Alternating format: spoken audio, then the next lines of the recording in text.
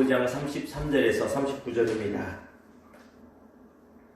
신약성경 마가복음 15장 33절에서 39절입니다. 제가 봉독하겠습니다. 제6시가 되매 온 땅에 어둠이 임하여 제9시까지 계속하더니 제9시에 예수께서 크게 소리질러 이르시되 엘리 엘리 라마 사박다니 하시니 이를 번역하면 나의 하나님 어찌하여 나를 버리셨나이까 하는 뜻이라. 곁에 섰던 자들 어떤 이들이 듣고 이르되 보라 엘리야를 부른다 하고 한 사람이 달려가서 해면에 신 포도주를 적시어 갈대에 끼워 마시게 하고 이르되 가만두라 엘리야가 와서 그를 내려주나 보자 하더라. 예수께서 큰 소리를 지르시고 숨기시니라. 이에 성소 휘장이 위로부터 아래까지 찢어져 둘이 되니라. 예수를 향하여 섰던 백부장이 그렇게 숨기심을 보고 이르되 이 사람은 진실로 하나님의 아들이었도다 하더라. 아멘. 오늘 말씀을 가지고 막힌 담을 허무신 예수님이라는 주제와 제목으로 주의 마음을 여러분과 잠시 나누기를 원합니다. 오늘 아침에 새벽 예배를 나오려고 일어나서 이 세면대에서 이 세수를 하는데 물을 내리는데 물이 잘 내려가지 않는 것을 보게 되었습니다. 이렇게 저렇게 해보아도 잘 내려가지 않아서 약품을 사다가 뿌리든가 아니면 뚫는 것으로 긴 거에 막 짝대기 같은 것이 있더라고요. 그것을 세면대를 뚫든가 아래를 빼서 머리카락이나 이런 이물질을 제거해야겠다는 생각이 들었습니다. 평소에는 잘 쓰던 세면대를 할지라도 작은 머리카락 같은 것이 쌓이면 물이 잘 내려가지 않고 답답한 상황이 되는 걸 보게 됩니다. 여러분, 제가 저희 가정의 비밀을 하나 알려드리겠습니다. 저희 가정이 이래도 화장실이 무려 2개나 있는 집입니다. 물론 일산 시내에 어지간해서 또 파주와 일산에 화장실이 2개가 아닌 집이 없을 것입니다만 저희 집도 화장실이 2개입니다. 그것만 보면 좀 살만하지요. 안방 화장실에 가끔씩 막힐 때가 있습니다. 저희 아들내미는 한 녀석이 휴지를 많이 넣는지 가끔씩 막힐 때가 있습니다. 그러면 제가 이렇게 뚫어뻥이라는 것으로 막 뚫어도 쉽게 뚫리지 않을 때가 있습니다. 참 답답하지요. 물론 하나가 있기 때문에 크게 문제는 되지 않습니다만 자꾸 막힐 때마다 어찌할 건 모를 때가 있습니다. 근데 사실 우리가 살면서 화장실이 막힌다라든가 세면대가 막히는 것은 큰 문제가 아닐 수 있습니다. 왜 그렇습니까? 말씀드린 대로 화장실이 2개만 돼도 한쪽이 막혀 있으면 다른 쪽을 일단 사용하면 되기 때문에 큰 문제는 되지 않습니다. 이런 것은 약과입니다. 진짜 막히는 것이 답답한 것이 무엇인지 여러분 아시죠? 우리 심령의 답답한 문제가 가장 큰 문제입니다. 여러 가지 요인이 있을 수 있습니다. 인간관계가 꽉 막혔기 때문에 그 인간관계가 가족 구성원들끼리도 있고 이웃끼리도 있고 목회자와 성도일 수도 있고 지체들끼리도 그럴 수도 있습니다. 또 막혀있는 여러 가지 질병의 문제 때문에 상처의 문제 때문에 재정적인 문제 때문에 우리의 심령이 꽉 틀어막혀서 잠이 오지도 않고 눈을 뜨고 있어도 한숨만 나오는 상황이 참으로 많다는 것입니다. 이걸 무엇로 뚫어낼 수 있겠습니까? 막혀있는 화장실은 뚫어뻥을 갖다가 아니면 전문가를 불러다가 펌프질을 해서 뚫어내면 되지만 우리 심령이 막혀있는 이 담과 꽉 막힌 심령은 무엇으로 풀어냅니까? 시편 53편 5절에 우리에게 답을 주고 있습니다. 저가 채찍에 맞음으로 우리가 나음을 입었도다. 2000년 전에 예수 그리스도께서 채찍을 맞으시고 십자가에 달려 돌아가심으로 말미암아 그의 흘리신 보혈로 말미암아 우리가 나음을 입었다고 분명히 말하고 있습니다. 이 나음은 단순히 영적인 구원만 말하는 것이 아니라 우리 삶의 모든 상처와 막히는 문제를 해결하시는 능력이 예수의 보혈에 있다는 말씀입니다. 이 말씀 오늘도 의지하고 믿으시기를 주님의 이름으로 축원합니다. 오늘 본문 말씀을 보면 2000년 전 오늘 예수님께서 이제 이 새벽에 빌라도의 관정으로 끌려가십니다. 밤새 유대인들에게 재판을 받으시고 불법적으로 죄인이라 항목을 선포로 받고 이 새벽 아마 이 시간 정도 되지 않았을까 싶습니다. 빌라도의 관저로 끌려갑니다.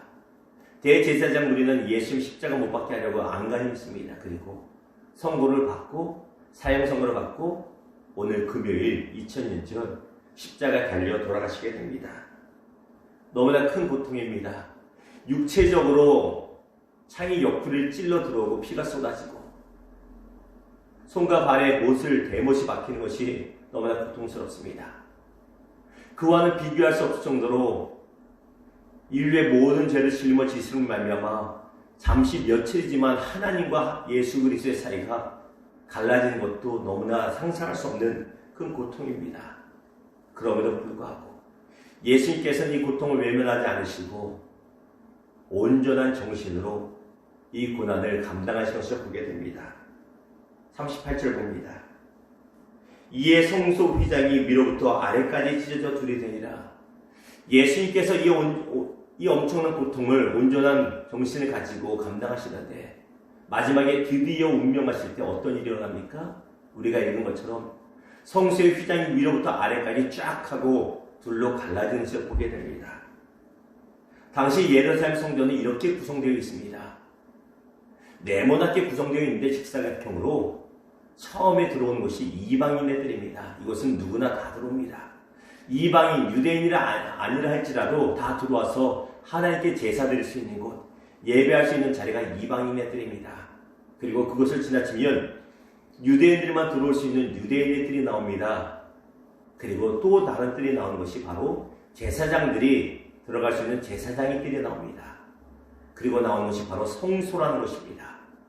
이 성소에는 제사장들이 들어가는 곳인데 성소는 일반 제사장들이 들어가는 성소와 오직 대제사장만이 들어갈 수 있는 지성소로 구분이 됩니다. 성소 안에 성소와 지성소를 구분하고 있는 것, 그것이 바로 휘장인 것입니다. 얼마나 두껍게 짰는지 장정들 10명이 달라붙어서 양쪽으로 찢으려고 해도 찢어지지 않는 것이 바로 이 휘장이라는 것입니다. 여러분 가정의 거실이나 방에 걸려있는 얇은 커튼과는 비교할 수 없을 것입니다. 그런 것이 둘로 갈라졌습니다. 언제? 예수님께서 십자가 사역을 감당하시고 숨이 멎으셨을 때, 운명하셨을 때 갈라졌습니다. 이것이 무엇을 의미합니까? 하나님과 우리 사이에 가로막혀 있던 담이 갈라졌다는 것이고 무너졌다는 것입니다.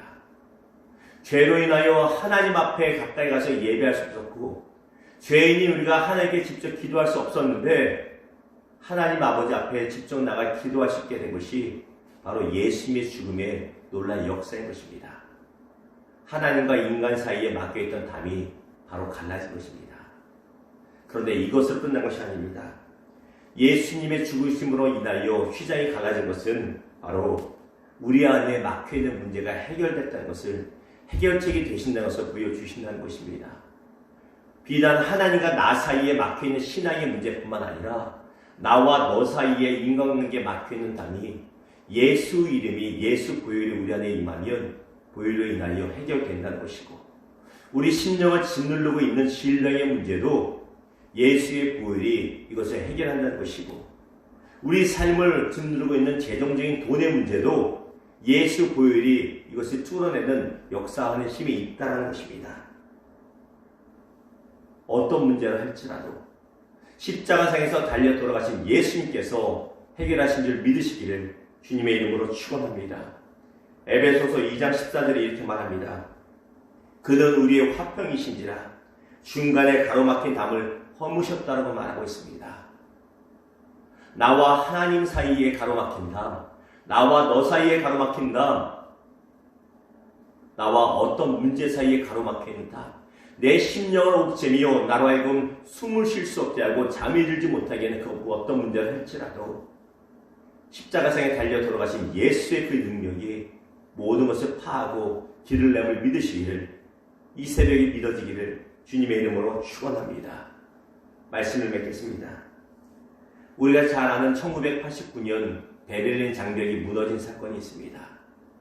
적어도 제 연배되는 사람들은 다 알 것입니다. 분명히 저도 초등학교, 중학교, 고등학교 다닐 때만 해도 독일은 동독과 서독으로 나뉘어져 있었습니다. 여러분 잘 아시지요? 그래서 동독은 우리와 같이로 북한이었고, 또 서독은 우리나라의 남한처럼 자유북한이었습니다. 그런데 분명히 그때 배울 때만 해도 이 땅이 분단된 나라는 동독과 서도 그리고 북한과 한국 두 나라로 말했는데 어느 순간 그 베를린 장벽이 콘크리트 장벽이 무너져 내렸습니다. 여러분이 익히 아시겠지만 이 무너진 다음 그냥 무너진 것이 아니라 다음에 무너지게 하기 위하여 수십 년을 기도하던 서독의 작은 마을에 기독교인들이 있었다는 것. 이 역사가 우리에게도 일어나기를 소망합니다. 남북한이 더 이상 막히는 것이 아니라 십자가에서 달려 돌아가신 예수의 능력으로 말미암아 해결되기 원하고 한일 관계가 수십 년 동안 냉랭한 것이 아니라 예수 그리스도의 보혈로 인하여 해결되기 원하고 이제 4월 15일 다음 주 수요일 선거이지만 계속해서 밤낮 싸우고 비난하는 정치계가 아니라 그 안에 진짜 예수 믿는 사람들이 인하여 예수 보혈로 인하여 막히는 것이 허물어지기를 소망합니다. 사랑하는 성도 여러분, 우리 삶 가운데 막히는 건 많습니다. 신앙의 문제가 막혀있을 수 있습니다. 경제적인 문제가 막힐 수 있습니다. 자녀 문제로 인하여 심령이 답답할 수 있습니다. 여러 가지 재정적으로 사업의 문제, 직장의 문제로 인하여 내 심령이 답답할 수 있습니다. 앞길이 답답해서 내 심령이 답답할 수 있습니다. 그러나 주님은 말씀하십니다. 내가 2000년 전에 십자가상에서 모든 해결을 보았다고 말씀하십니다. 이 말씀이 우리의 머리에만 남는 믿음이 아니라 우리의 심령을 뜨겁게 감동시키고 우리의 삶을 지배할 수 있는 믿음 되기를 주님의 이름으로 축원합니다. 예수만이 우리의 답임을 기억하시고 예수 믿고 승리하시기를, 승리를 누리는 우리들 되기를 다시 한번 축원합니다. 기도하겠습니다. 주님, 그렇습니다.